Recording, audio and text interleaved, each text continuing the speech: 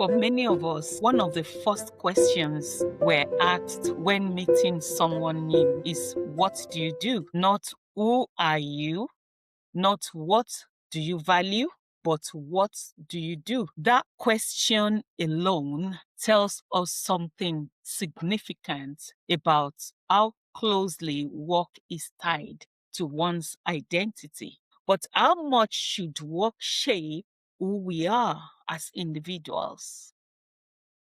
When does it support our sense of purpose, and when does it quietly begins to define us in an unhealthy way? Welcome to Wisdom for Work.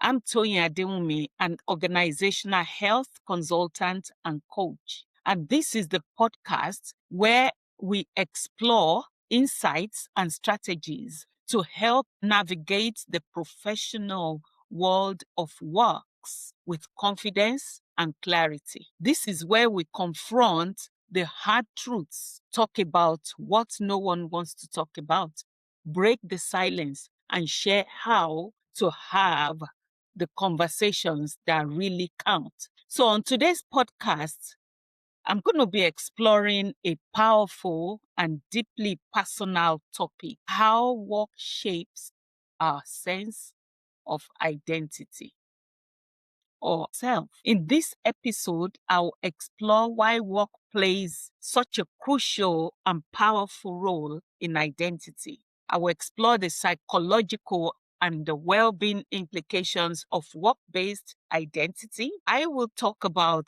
what happens when work is lost or changed or changes, and how to build a healthier and more robust or balanced sense of self. Let me start by explaining why work becomes part of our identity. You see, work shapes identity for so many reasons. It can be due to social aspects of work, the psychological, or even the practical aspects of work. First, work provides structure for every worker. Work has the power to shape our routines, our relationships, how we spend most of our waking hours. Remember, an average worker spends 1/3 of their waking life at work. Over time, what we repeatedly do begins to influence how we see ourselves. Now, secondly, work provides status and social meaning for us. In fact, society often assigns value based on occupation. Certain roles carry prestige, others invisibility. And I'm not going to begin to mention, but if you look around you, look in the culture where you're based and see how certain roles are perceived in our society and try to compare them. Consciously or unconsciously, we absorb these messages. Now, work meets fundamental psychological needs that cannot be denied. Things like the need to be useful, the need to contribute, the need to belong, and the need to be competent from an occupational. Meaningful work is associated with better mental health, higher self-esteem, and stronger cognitive engagement. But this same mechanism becomes risky when identity is over invested in work. I want you to reflect on a question. If someone took away your job title tomorrow, God forbid, how much of you would remain unchanged? It's a question that you need to reflect on and answer by yourself in a honest way. Having explained why work becomes part of our identity, now I want to explore when work supports a healthy sense of self. Work can be a positive force in identity. Don't get me wrong. That is when it aligns with values and allows people to express their strengths. Healthy work-based identity looks like pride, being proud of what you do without the arrogance associated with it. It looks like commitment without obsession. You're so devoted to your job, but you're not obsessed by it. You're so committed. You cross your T's, you dot your I's, you do your due diligence in your role, but you're not obsessed with it. You don't carry it home with you. It also looks like purpose without dependency. It's like finding purpose without you being overly dependent on it. In occupational health and well-being research, people who experience autonomy, mastery, and meaning at work tend to report stronger psychological resilience. So it's a good thing to actually have a good job that you can be proud of, where you can see yourself as fulfilling purpose and at the same time being able to commit time and be dedicated to it. So studies show us that those type of jobs, or when we experience job in those ways, it can actually benefit our psychological well-being. For instance, a nurse who sees their role as caring and they are so dedicated to it, to ensuring that they care for their patients. They don't just see their role as a task completion or seeing it as a routine or as a tick box exercise. They see the purpose in the work that they're carrying out, looking after somebody and nurturing, caring for them for the purpose of bringing them back to their healthy self. It can also be like a tradesperson who identifies as a problem solver and builder. You're not there to just mark the role for the day. You're there to solve a problem, a meaningful problem. A few weeks ago, one of our boilers packed up and we had to source a tradesperson to actually fix it for us. And it's actually quite intriguing how involved the tradespeople were in ensuring that things were done in order and, perfectly well. They were committed to doing the work.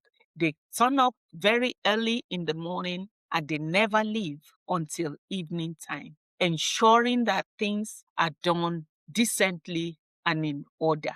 So in these cases, work enhances identity, but it does not replace it. Work should be an expression of who we are as workers, not the sole definition of who we are. Now, I want us to consider when work identity becomes harmful. When does work identity become harmful? In such instances, problems start arising when work becomes the primary or the only source of identity. There's nothing else. If there's no work, then you are nothing. That is problematic.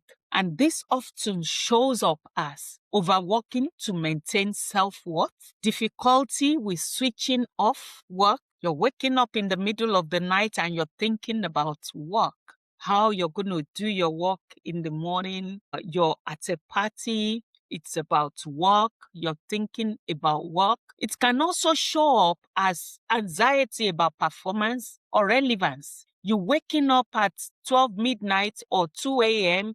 to remind yourself, or maybe you suddenly remember something that you think you did not do. Oh, did I send that report?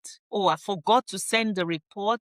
And then you kept ruminating over and over this issue in the middle of the night when you're meant to be sleeping and recuperating and getting your body cells restored. It can also show up as fear of rest or stillness. You must not catch yourself relaxing, resting, or being still, watching your favorite program.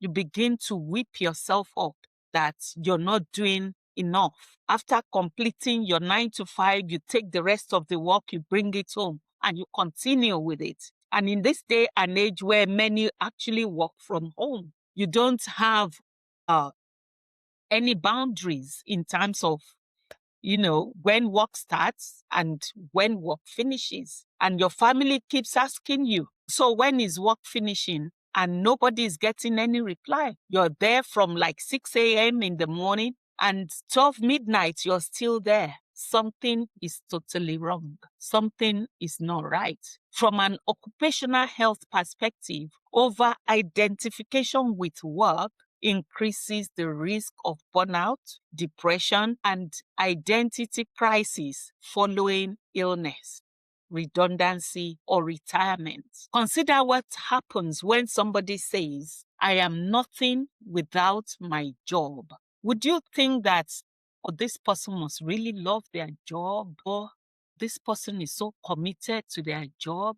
Or when somebody says, if I stop working, I don't know who I'll be. What do you think of those type of statements? In my own opinion, these are not motivation statements. They are warning signs that something is wrong somewhere. Again, I want you to reflect on your work life, because I know as workers, many of us do not have the time to even reflect on what we do for a living and how we do it. We just get on and go. We just keep on going, no stopping. We're not thinking about it, about how we do our work, how the work is impacting on our being.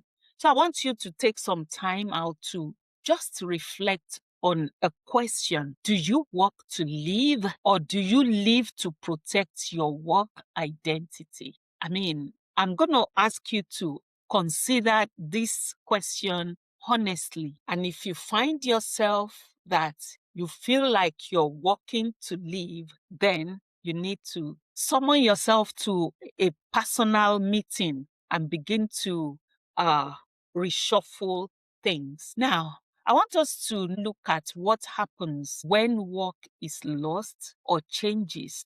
We have talked about why work becomes part of our identity. We've explored when work supports a healthy sense of self, or how work can support a healthy sense of self. We've also just explored how work identity can become harmful. Now, I want us to look at what happens when work is lost or changes. Research has a lot to say about this. Things like job loss, career change, illness, or retirement often trigger identity disruption. Occupational health research shows that loss of role can lead to reduced self-esteem, social isolation, anxiety and low mood, loss of routine and purpose. This is why sudden retirement or forced exit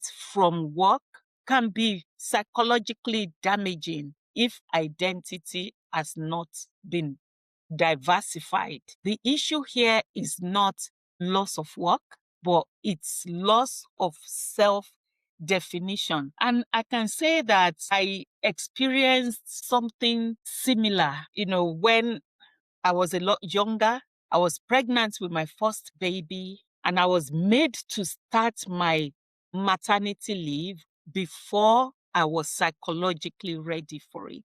I mean, my ward sister manager came to the ward one day and just saw me with my big tummy and felt that no, she should have started her maternity already. And I still had about 4 weeks to my expected date of delivery. In any case, they wanted me to start my maternity leave. I was referred to occupational health, and I was told in occupational health then, I'm talking about almost 30 years ago, and they told me to go pack my things from the ward and then just go home and start my maternity leave. And I remember I wasn't pleased with it at all. I wasn't pleased with it because psychologically I was not ready. to start my maternity leave. I knew I would have to go for maternity leave, but it started earlier than I expected. And, the following day, when I woke up and I sat at the dining table having my breakfast, and I thought I should have been at work by now, but I was made to start my maternity leave. I wasn't ready. I was so upset with it. I'm sure it must have affected me psychologically. So this was maternity leave.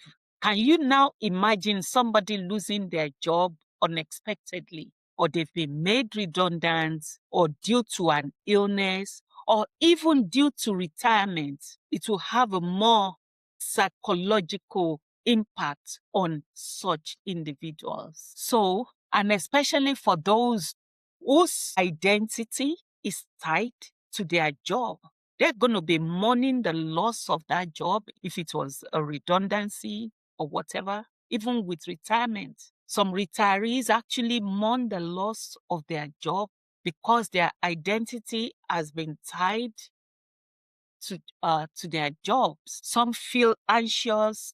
There are studies that are showing that it can impact on mood and cause depression. But I want you to know that a resilient identity is one that can adapt when role change. And as workers, we need to be building a more resilient identity, an identity that is diversified, that is not just tied to work.